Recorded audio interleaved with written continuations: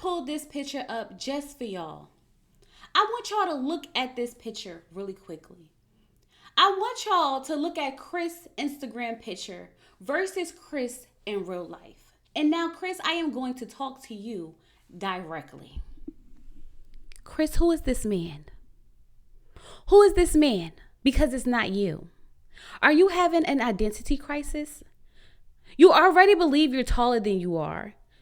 You obviously think you look better than you do. But my question to you, who is this man? Because this man is not you.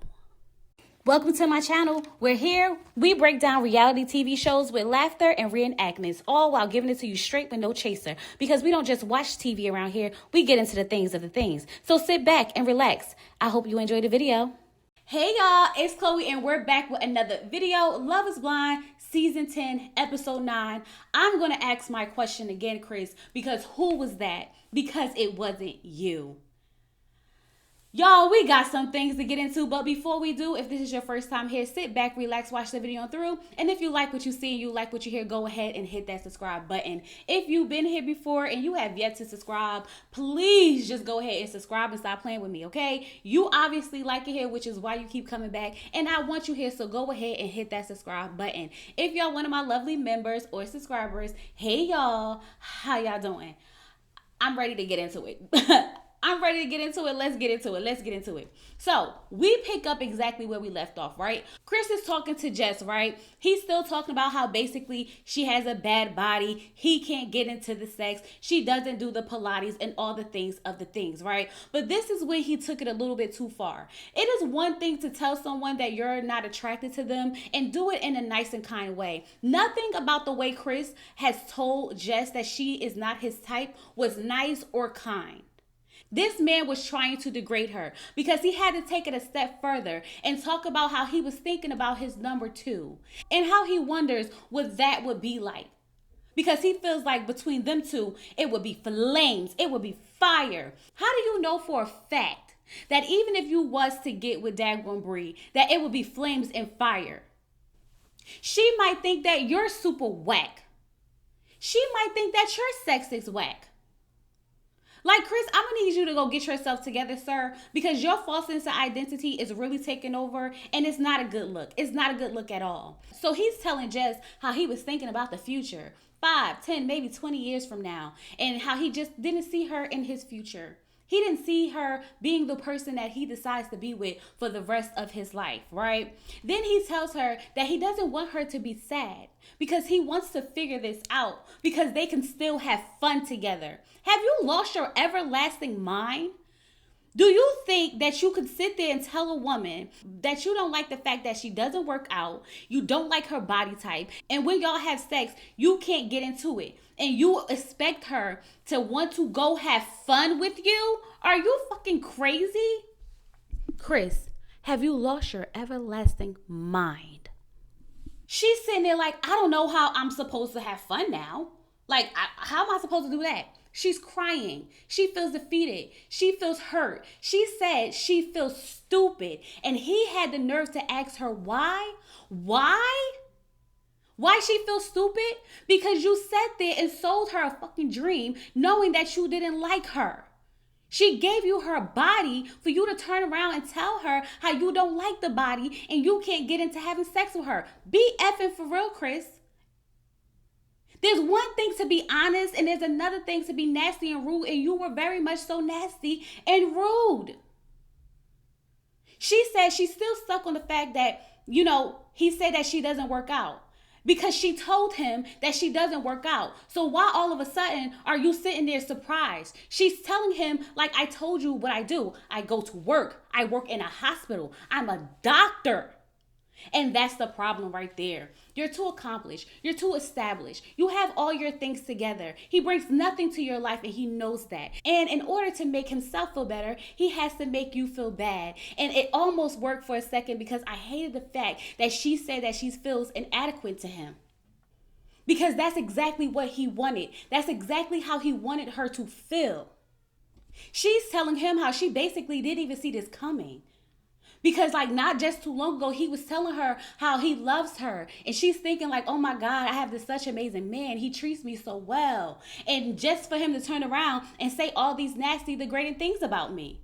This is all really effing Jess up in the head, okay?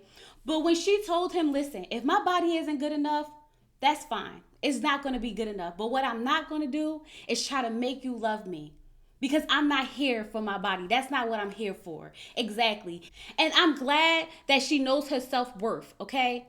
She told us that love was definitely blind for her. It had to be. It had to be because you was willing to stick it out with Chris. It had to be blind. She said how she was disappointed. And I'm like, girl, you dodged the bullet. You dodged the bullet. Don't be too disappointed. She said she don't want to be with anyone who isn't going to make her life better. And trust and believe, Chris couldn't do that for you, sis. You didn't need to be with him anyway. You actually was doing him a favor. Don't ever feel inadequate to a man that looks like that. Don't ever make yourself feel inadequate to a man who doesn't even like the way he looks because he has to edit himself to look better on Instagram. And now he's over there in the confessional talking about some love is blind for him. No, it's not. It can't be, because if it was, you would still be with Jess, right? It's not blind. It's not blind. He's talking about how like, yeah, we're all going to get 90 one day and we're all not going to look good. But I'm not 90 right now. You might as well be because you don't look good. Child, Chris pissed me off so damn bad, okay? He thought that telling her that he wasn't attracted to her was okay, because she should care how he feels. It's not about what you say, it's about how you say it, okay? Because we've heard Ashley mention how Alex told her that he wasn't physically there yet. It don't seem like he did it in a nasty, degrading way. There's a way to say things and do things, and the way you did that was unacceptable. And I'm starting to believe all the things that your exes said about you on the internet. So now we cut to Bree and Connor, and they seem to be doing well, right? They delegating chores around the house. She's excited that he cleaned, giving him kisses, acting like she loves him. They cooking, and everything seems to be going pretty well, except for the fact that Bree really doesn't like that man for real, and she nitpicks with everything that he does, even though she claims that she's allowing him to be himself, right? But while they're in the kitchen talking, they both get text messages, one from Jess and one from Chris. And when I saw that Chris text Connor, I said, I know you fucking lied. I know you fucking lied. Chris, you got some balls. You text Connor of all people? Were you trying to get with his girl? I hope he punches you directly in the face. That daggone Chris got some balls, that's for damn sure. Next scene, we get to Alex and Ashley ill. They're playing virtual golf, being nasty. I guess Ashley not sexually frustrated anymore. They seem to be doing well. Let's move on. We get over to Christine and Vic. She goes to his job to see where he works. She's taking him to her hometown, which is a big deal to her. She said that she's always been embarrassed about where she grew up, but she really wants to share this with him, and she's never brought anyone else there. I love these scenes between these two, and I'm really mad at Love is Blind because y'all really played in their faces. The fact that they have to record their own videos, they didn't get to go to Mexico, they didn't get an apartment, yet and still this is the only storyline that might end in love is crazy to me. It's crazy to me. They deserve better.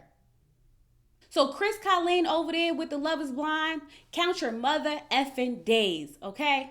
But nonetheless, the footage was beautiful. The playing with the horses, them just talking, really getting to know each other, bonding.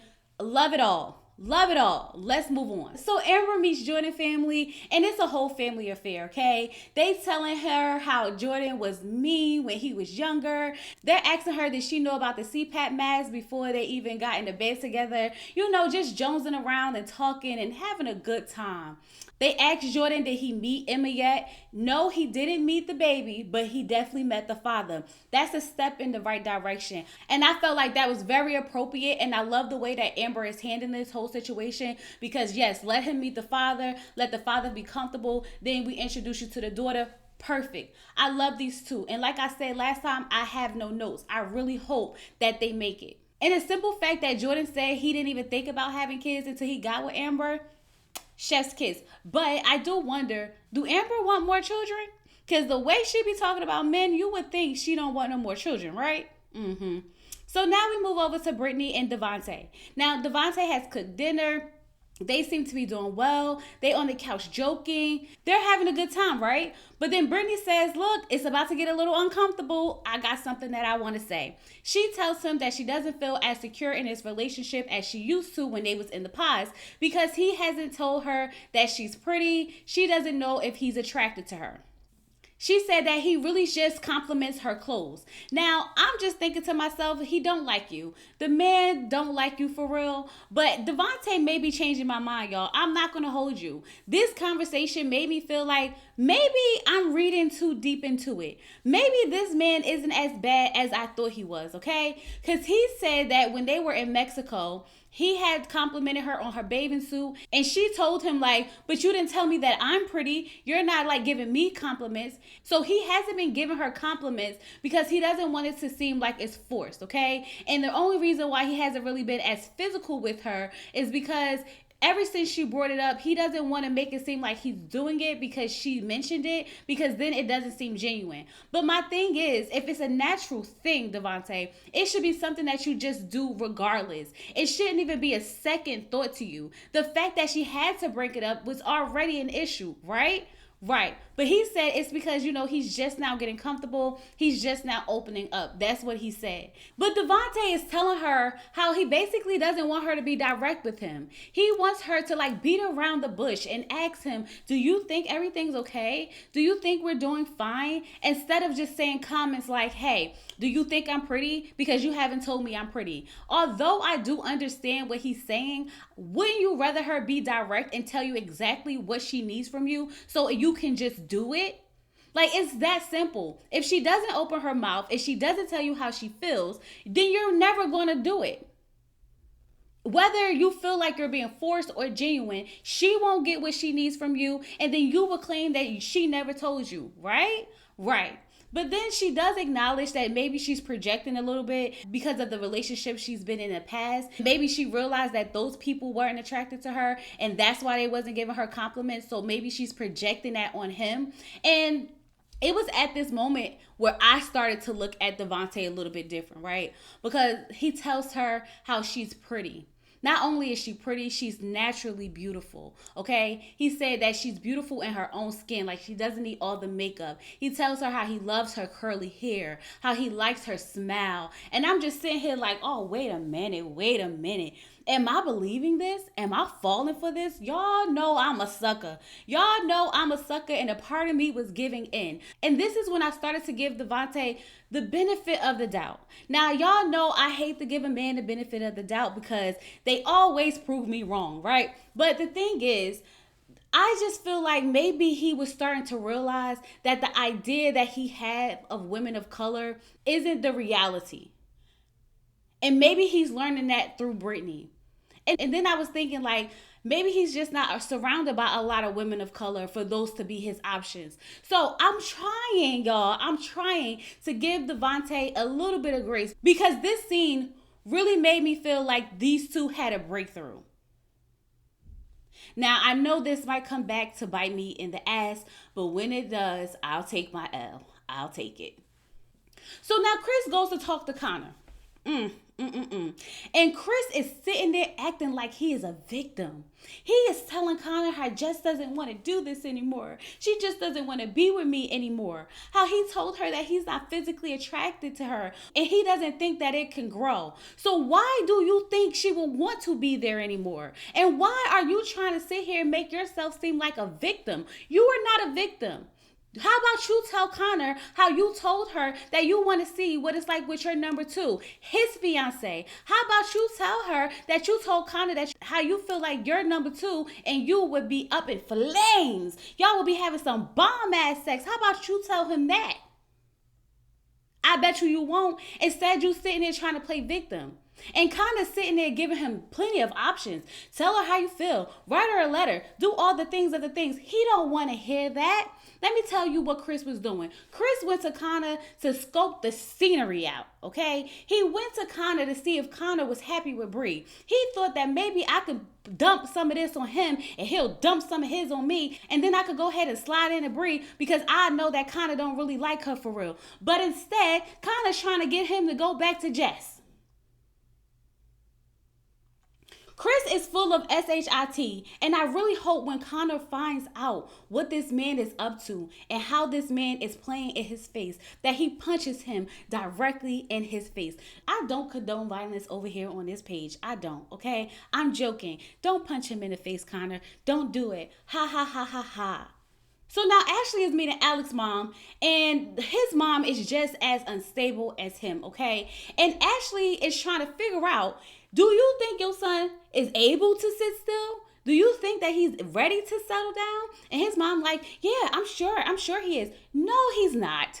The man been trying to get her out of Ohio to Florida to maybe Arizona. He's been lying the whole time. He just told her father that he can get a job in Arizona. He just told her that he got a job offer in Florida. He's all over the place. We believe nothing him or his mother say, okay? Now, Ashley is asking his mother about his relationships in the past, and his mom seems to be talking about a totally different girl than the girls that Alex told her about, okay? And Ashley is kind of picking up on it a little bit because she's asking the question. One thing about Ashley, she is her father's daughter, okay? The way she was asking them questions back to back, trying to get the answers that she need, baby, if y'all think that girl is dumb, she not dumb. At least I hope she not. So then they start talking about, him doing what he wants. So then, of course, in this conversation, we have to talk about Alex and him playing soccer. And his mom gets emotional because he really loves soccer. And she really wants him to coach for the soccer team. I thought he was already coaching for the soccer team. I thought he had the contract. I thought we was going to Florida for that. Like, what are we doing all this for? What are we doing all this for? Ashley brought up how her last relationship was draining, okay? How she lost herself in that relationship and she doesn't want to marry or date for potential. And I'm like, well, girl, pack it up and send Dag on Alex onto Florida on his own, because that is nothing but potential, because we're not getting anywhere with him. We're not getting anywhere, okay? But then she says that she doesn't feel like Alex is potential. And I'm like, girl, what? She said that he's a provider and a protector. And I'm sitting here like, girl, what? How is he providing? How is he protecting? This man has no house. This man has no job. Make it all make sense, Ashley. You can't be dumb. I pray to God she playing dumb, because there's no way you can think that this man is a provider. So now we move on to Mike, right? Mike is meeting him a family, and I mean the whole family. The children, the nieces, the nephews, the sisters, the cousins, the brothers, the uncles, everybody, okay? Everybody's up in this place. Her mom brought the notebook because we got to get down to business. I'm not mad at it at all. Now, Mike tells her mother that he keeps her grounded. And her mother said, look, we all got men that keep us grounded. We need to be grounded. And I thought to myself, like, yeah, my husband keeps me grounded, because the way I freak out and overthink everything, if I didn't have somebody in my ear being the voice of reason, the way I would drive my own self crazy, I totally get it. I totally get it, okay? But of course, we have to talk about kids, because if we don't talk about nothing when it comes to Mike and Emma, it's gonna be some kids, okay? Now, this is when we find out that Emma did not want kids at all. She has made it very clear to her family that kids were not in her future. I said I knew it. I've been saying it for the longest, okay? You can fool Mike if you want to, but you can't fool me. It was very, very clear. And Emma's sister is laying it on thick, okay? Because she said that she got some kids. She said, I wanted some kids and I got some kids. But let me tell you something. If I had to go back and do it all over again, I wouldn't have those kids. I wouldn't do it. And so therefore, I want her to know that raising kids is really, really hard. And it has to be something that you want to do, and not because your partner wanted. Didn't I say that? Didn't I say that? I said that because if you have kids for somebody other than yourself, you will resent that person and you will resent those kids. And God forbid something was to happen to him and you had to raise them kids on your own, you will definitely hate your life. You will. And her sister's terrified at that thought for Emma. And I know Emma is too. Emma said that she's open to it. She wouldn't have got with Mike if she wasn't open to it. Because we know for Mike, kids is not up for debate. He wants kids. Now, he says that he's not pushing her, but the conversation is happening way too many times, okay? If you want to let her come around, then you're going to have to let her come around. We can't keep having this conversation over and over and over and over again. Now, Emma finally opens up to her family and tell them why she doesn't want to have kids, which I think is very weird because you've been so vocal with your family about not wanting kids. It's very strange that she never brought it up to them. I think Emma needs to go to therapy, not get married. She needs to sit down and she needs to really talk out some things that she got going on. She has an identity crisis. She doesn't really know who she is. She doesn't know where she fits in. And we've learned that even in her childhood that she has like two different personalities. She would come home and go into the basement, but then she would be at school and be the life of the party. So it's kind of like, girl, what's going on? You need to work some of this stuff out. The fact that your family is just now learning the real reason why you don't want to have kids because you're about to get married is crazy work. And her parents actually love her so much. You can tell that they felt so sad that they wasn't able to help her navigate that situation and that they really done the best that they could do. I just love the fact that she has people who love her and she knows that. And I need her to just be honest with herself. Emma, you don't want children. Either you don't want children or you have convinced yourself that you don't want children and you secretly really, really do. But everything to me screams no. Because even when the conversation came up before with Mike about having children and he wanted to get the genetic test like I said before and you said, no, I don't want to do that. I'm just selfish. Excuses after excuses after excuses. Just be honest with yourself. Because the way your sister was sitting there trying to tell you how difficult it is to raise children and how she was so terrified and how she was basically trying to talk you out of thinking that you want children because she knows how bad you don't want children. Just be honest. But nonetheless, her family just loves her. And they're happy if she's happy. And if she's happy with Mike and they decide to have children and she wants that, then they happy for her and Mike. So now Bree is meeting Connor's family, and I mean Bree is on 10. Homegirl is all over Connor, kissing him, holding him, talking to the family like she part of the family, just fitting in. Like, it was going great. It was going amazing. They were having real like surface conversations until it got a little bit deep. And this is the first time that I actually heard Bree talk about Connor in a way that felt like she really, really loved him. Okay. Now, I don't know if she was just landed on heavy because she wanted his family to like her. But the things she was saying about him and how he showed up for her emotionally, especially when she was having a rough day, and how she just knew that if it wasn't Connor, it wouldn't have been no one else. Baby, I was sitting there believing it. I was sitting there eating it up. But then I had to remember that that girl basically was telling Chris how she wanted to go start a life with him. And I'm like, don't get caught up, Chloe. See, Bree and Devonte really be pulling me back and forth because it be moments where they are really convincing. And I found myself sitting there smiling, really enjoying it. And then I have to come back down to reality. Like, no, they playing in our faces. That's exactly what they doing, playing in our faces. And I hate the fact that she got Connor to get a mustache. He's going to regret that. Good thing men hair grow back fast because, baby, you definitely gonna regret getting a mustache for daggone Bree because she might leave you for Chris. Who knows?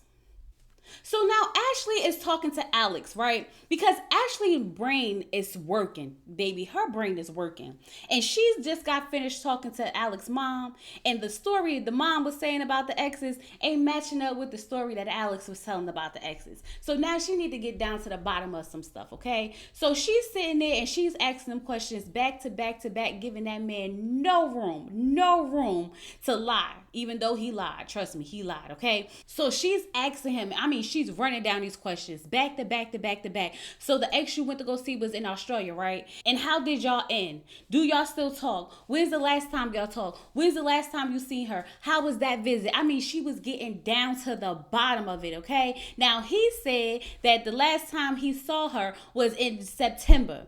and he did sleep with her. Then she asked him about his last relationship, and he said that they broke up a month before he got reached out to from Love is Blind on LinkedIn. Love is Blind, do a better job and start recruiting people off of LinkedIn, because look what we got. Look what we got. A homeless man with no job. Absolutely no. Absolutely no. Okay? But nonetheless, he said that they broke up.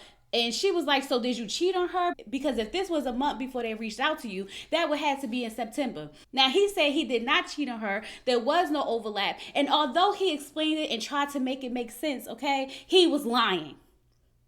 Let's be very clear. No matter how convincing the story sounds, he was lying. Now, she said that cheating is a deal breaker for her, and she knows that that man is lying. I would not be surprised if Ashley is putting all this together so that when she tells that man no at the altar, she has a really good reason. Because one thing's for sure, she is her father's daughter. What did her father basically say? That Alex is a liar, and I think Ashley knows that. So now everybody is meeting up. Everybody. We done seen Kia. We seen Kevin. Apparently, it seems like Jess isn't there yet, right? And the girls are talking about how they miss Jess. And then Bree told them that Chris DM'd her. He DM'd her and was like, oh yeah, creepy. Did he use that Instagram picture that's up now that he thinks is him, but not really him? Identity crisis, like I said. Next thing you know, Chris shows up. I said right on time, right on time. The girls are sitting there discussing how he bought followers. This is what I mean, identity crisis. He really thinks he's somebody he's not. To the fact that he has to go buy followers to make himself feel better. Bree is talking about how he's a completely different guy in the pods than he is out here. How he told Connor that he only date women between 21 and 25. So how did you end up with Amber? It feels like he intentionally wanted to play in her face. It feels like he intentionally wanted to set her up to degrade her, because what was the effing reason? I mean, the girls were eating his ass up. Amber's talking about how he's too fucking short to be so cocky, and is. I was so happy when Jess showed up, because I'm like, yeah, don't let that man stop you from coming out. Don't let him, okay? So she's there, and when they see her, they like, oh my God, girl. Oh my God, your body is perfect. Have you been working out? I was like, yes, eat his ass up. Chris sitting over there talking about some, oh, they fucking hate me, but I don't give a fuck. I don't give a. You look bothered to me. You look like you care to me. The way you walking around, fake laughing, trying to be friends with everyone, trying to make your presence known. Nobody gives a fuck about you, Chris. You're not bigger than the program, sir. And before I move on, y'all really play with Christine and Vic like they not part of the cast for real. Like, don't play with me, because y'all been playing with me this whole exact season. And the way y'all doing Christine and Vic is also pissing me off. It's also pissing me off. But nonetheless, Jess is telling Amber and Christine how Chris said that he was wondering about Bree. I said, spill it all. Let it all out. I need all this on Front Street. Yes, Jess, I'm glad you showed up. Tell them what really happened. Tell them how he was being degrading to you. Tell them how he was being rude. It wasn't just a conversation where he said he wasn't attracted. It was a conversation where he was being nasty to you. And then he told you that he wanted to hit on another woman who's engaged to somebody else. Yeah, let it all out. And I'm glad that Christine told her, you do know that the issue is with him, right? You do know that this man has issues, and this isn't about you. This has nothing to do with you, right? Yes. Thank you, Christine, for letting her know that that man has issues, because it is very obvious at this point. Meanwhile, Chris is in the bathroom talking about how Bree is so hot and how he don't care about Connor, because what Connor going to do? Beat him up? I'm going to look at you, and I'm going to look at Connor. I'm going to look at you, not the Instagram version, the real you. And I'm going to look at Connor. Connor will definitely beat your ass. Just saying. Now Chris is talking to Jordan and Amber, being weird as hell. Being weird as hell. Even Jordan is like, Chris, Chris, I'm glad that Amber checked his ass and was like, and what you think you're going to do better? You think you're going to get you another hot doctor? Absolutely not. He's trying to make it seem like, I don't care if she a doctor. I don't care if she a surgeon. Yes, you do. Yes, you do. You felt inadequate. Yes, you do. This is why you really don't want to be with her. Because you already knew that whenever y'all two are in the room, she's always going to hold more weight than you because she's a doctor. She's a professional. She has a career. She has her life together. She has things that you can only imagine having. You have the nerve to make it seem like she isn't who she thinks she is. And she's everything she thinks she is. This man is now talking to the ladies and telling them how he wasn't sexually attracted to her and how he's just being honest. He's talking about how the sex with Jess was the worst sex he ever had. And I'm sitting here looking at him talking to these women. And I'm sitting here thinking to myself, and y'all think that this man is just talking about how he wasn't attracted to her? Y'all think that at one point he was just trying to be courteous and let her know how he really felt when he's literally sitting here telling y'all how it was the worst sex he ever had? Like, be effing for real. And Bree, you are completely full of ish because you sat there and you clowned him. You the one who said he slid in your DMs. He's nothing like the person you thought he was, this, that, and the other. But you're entertaining him, which is really effed up. Because she talked about how, she's not picking a side. Why are you not picking a side? Why are you not picking a side? You see how nasty he is. Why are you not picking a side? Then she's talking about how her and Connor be in their own little corner. And he's like, I think that's funny. You and Connor. And she's like, what? He has the nerve to say, Connor's a nice guy, but he just seems so submissive. And I feel like if I would have turned it up a notch, then it would be me and you. It would be no Connor. Chris, I'm going to need you to come down to reality. I'm going to need you to really step down into reality because, sir, you are standing outside of it. I don't know who told you that you are God's gifts to earth, but you are not. He is sitting there basically talking about Connor, basically calling him a simp. That's what he's saying. He's downplaying his job and everything, telling her how she doesn't need to take him to meet her dad. Like, who do you think you effing are? You are a man who edits your pictures to look better on Instagram. And you have the nerve to be sitting there downplaying somebody else like you are the SHIT and you are not even close to it? And this is when I knew he had me all the way effed up. He had the nerve to ask Bree, was Connor the best sex she ever had? And she said, no. First of all, Bree, you should have cut that conversation short. You should not even have a conversation about your sex life with another man, point blank, period. Especially not the sex life that you have with your fiance. That's disrespectful as hell. And this is why I say you're full of SHIT, because you shouldn't even been entertaining this conversation to begin with. And she's asking him, like, so are you expecting her to be the best sex you ever had? And he's like, I'm just saying, it was horrible. It was horrible. The way I am pissed off watching this, y'all, when I tell y'all that I was sitting there in shock, I was in complete shock because if y'all would have told me that Chris was going to act like this, I probably wouldn't believe you. I probably wouldn't. The fact that he is sitting here acting like he's God's gifts to earth is crazy. The fact that he told Bree when he saw her, he was like, damn, she's so hot. She's someone I should have proposed to.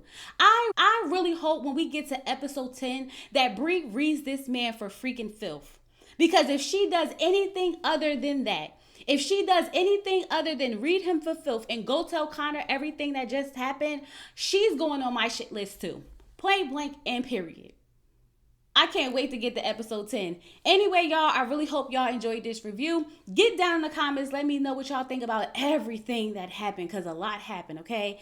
If you did not subscribe, go ahead and subscribe. Don't forget to like the video, hype the video up. And with all that being said, I'll talk to you guys later. Peace.